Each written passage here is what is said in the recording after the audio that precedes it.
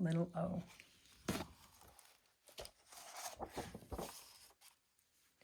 The boy and his mother sat near the window at number 1 Pink Petal Lane. They were folding origami paper into brightly colored animals and shapes. "Tell me the story of Little O," said the boy. His mother began.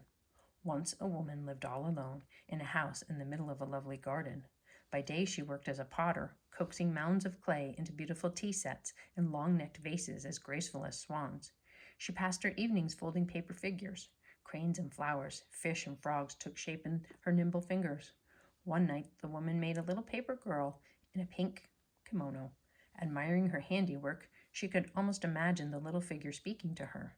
Without further thought, the woman took up one of her brushes and gave the doll 2 bright eyes, an upturned nose, and a smiling mouth. Then she placed it in a lacquer box beside her bed and went to sleep.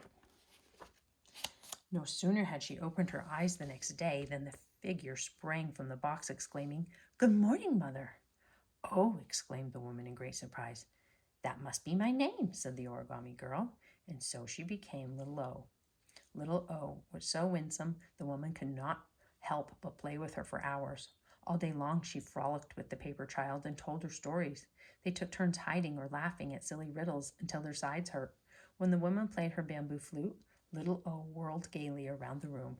Each night after tucking Little O into the lacquer box, the woman sang sweet lullabies until the paper girl fell fast asleep. The woman's love for the origami child grew and grew, but her work lay untouched. Soon there was nothing left in the pantry but a handful of rice. "I will make a tea set," the woman said to Little O, "and sell it at the market to earn some money for food." While her mother was busy making teacups, each as perfect as a duck's egg, Little O looked out into the garden. "Mother, may I dance in the wind like the red maple trees?" "No, my precious," said the woman. "You are only a paper child, and the wind might blow you away. Bring my flute here, and I will play for you." So the woman played, and the paper girl swayed and dipped to the music, as supple as a sapling. When the woman returned to her work, Little O peeked outside again. "Mother, may I skip over the stones like a little brook?"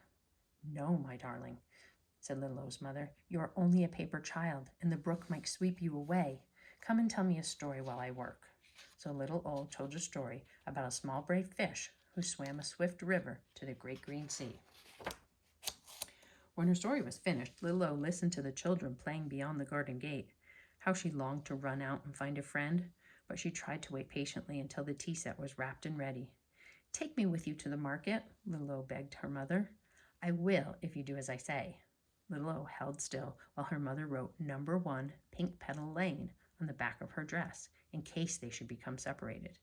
"Now climb into my basket and hide under the cloth, and don't peek out or you might fall from the basket." Little O curled up in a teacup under the cloth. As she traveled on her mother's arm, she heard the birds trilling and the insects whirring. The smell of fresh-cut grass tickled her nose. By the time they reached the marketplace, Little O had forgotten her mother's warning. Popping up at the rim of the basket, she turned this way and that. She saw people rushing helter-skelter, apples and tangerines piled in pyramids, crickets singing in bamboo cages. A dog with the eyes of a hungry wolf saw Little O moving and loped toward her, his pink tongue lolling. Little O ducked down. She felt his hot breath slide over the cloth that hid her. Then the dog lunged, knocking Little O's mother to the ground and upsetting the basket. Out spilled the teacup holding the origami girl. The cup rolled between the market stalls. Close behind it ran the barking dog, sending fruits and vegetables flying. Bolts of cloth unraveled. People shouted. Little O's mother struggled to her feet. She ran through the market, calling desperately to her daughter, but her voice was lost in the confusion. The teacup rolled to the edge of the river, where it stuck in the mud. From inside it, Little O could hear the dog nearing. She pushed against the wall of the cup again and again. At last it rolled into the water. By the time the dog appeared, sniffing on the riverbank, Little O was drifting downstream.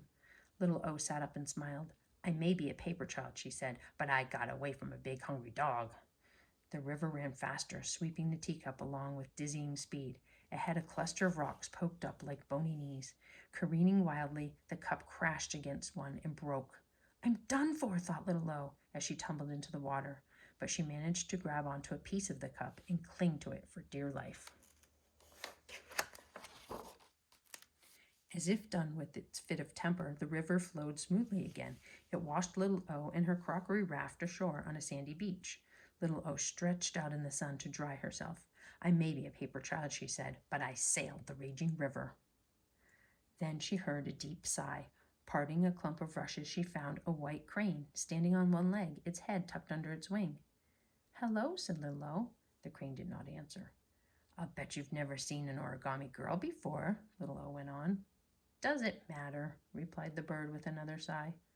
Why are you so sad? Asked Little O. My dear husband passed away last winter. I miss him so. Day after day I stand here alone remembering better times. I miss somebody I love too, said Little O. Maybe a song will cheer us up. Little O sang the songs her mother had taught her and told some of her wonderful stories. The night they shared the crane's warm nest, lulled to sleep by a tree frog's serenade.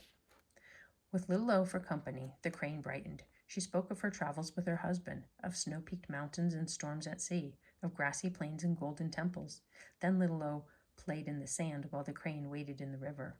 Once Little O thought she heard the sound of a flute. Mother, she called, but it was only the wind in the rushes.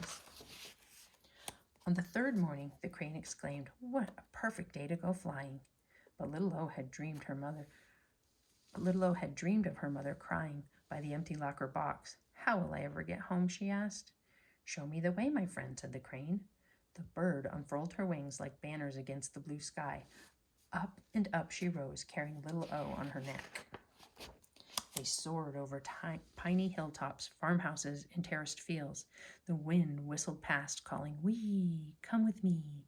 It tugged and pulled at the paper girl, but she held on with all her might. I'm flying, she sang out, as the streets and houses spread beneath them like a toy village. Which house is yours? The crane called. There were so many. Then Little O saw a lovely garden. It's that one, she shouted. The crane set her down and said goodbye, promising to visit soon. Little O climbed a stack of flower pots to look through the window. Inside, a man with a small boy were writing on sheets of rice paper. Patiently, the man showed the boy how to form the flowing characters. This was not her house, but a different one, in another garden. How would she find her mother now?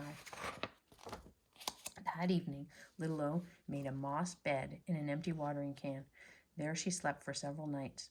During the day, she watched the kind man and his young son coming and going, laughing and studying, and eating noodle soup. Just as Little O had no lively brother to play with, nor a patient father to teach her to write characters with brush and ink, they had no wife or mother to tell them stories and sing them sweetly to sleep.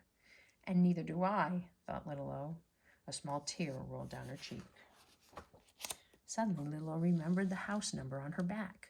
I'm a paper child, she thought, and I can be whatever I wish. She folded herself carefully into the shape of a heart. The paper heart fluttered down near the front door where it lay waiting for someone to come out and find it. But no one did. Up in the sky, gray clouds gathered and a drizzle of rain fell. Little O felt herself growing limp on the damp ground. Just when she feared she would surely melt away, the door flew open and out dashed the boy on his way to school. He picked up the paper heart and handed it to his father. A message for you, he teased. The man turned it over and read the smudged writing. Number 1 Pink Petal Lane, he said. That's just around the corner. The man walked his son to school, then knocked at number 1 Pink Petal Lane. Little O's mother opened the door. She moved slowly, her shoulders bent with grief for her lost origami daughter. Bowing, the man held out a paper heart. The woman reached for it. As their fingers met, the heart vanished, and before their amazed eyes appeared a real little girl. No one was more astonished than the girl herself, who spun around laughing, then shouted, I'm Little O, Mother, and danced into the woman's arms. You know the rest, said the mother, sitting by the window with her son. The man and the woman fell in love and married, and Little O and the boy became sister and brother. As for the white crane, she built her nest on the rooftop above the beautiful garden that the whole family tends together. Smoothing the boy's hair, the woman concluded, And now my telling is over, though the story is far from done. The boy smiled at his mother and father. Then he stood up and stretched and ran outside to play with Little O.